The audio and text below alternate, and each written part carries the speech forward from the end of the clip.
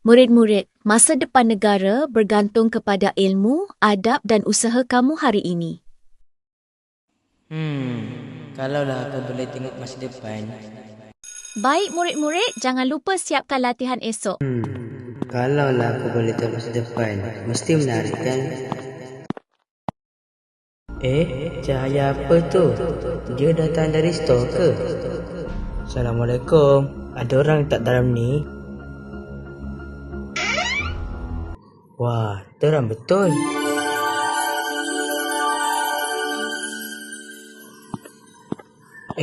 Apa benda terang tu? Jam pasir ke tu? Aku Jam Sonic. Gunakan aku untuk melihat masa depan. Jam boleh bercakap? Masa depan? Alamak, bunyi apa tu? Apa ni?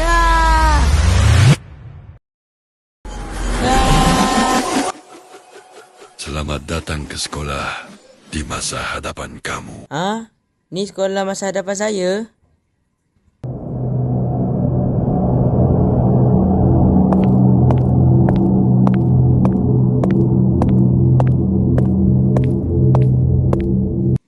Apa yang dah jadi sekarang ni? Kenapa sekolah jadi macam ni? Kau budak! Baru ke sekolah ni memang macam ni. Kita datang sekolah untuk bermain. Belajar tu bosan. Lagipun siapa yang kisah pasal sekolah ni? Tak mungkin. Kalau semua orang fikir macam ni, sekolah akan musnah. Tak boleh jadi ni. Aku kena ubah keadaan ini. Sonic, jom kita balik. Jom.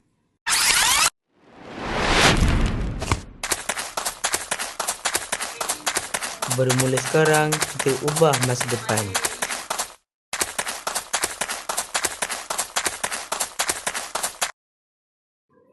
Korang, jom kita belajar bersungguh-sungguh, menjaga sekolah dan membantu orang lain. Kenapa kau bersemangat lain macam ni, Amir? Sebab masa depan bergantung kepada apa yang kita lakukan hari ini. Saya setuju. Ya betul tu, aku pun setuju.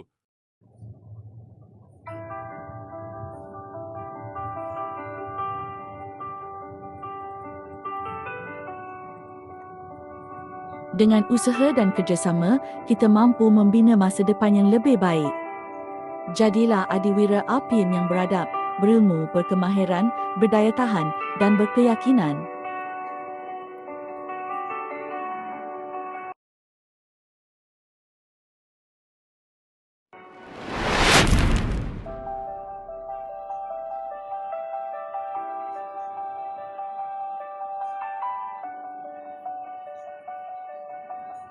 Masa depan yang baik bermula dengan tindakan kita hari ini.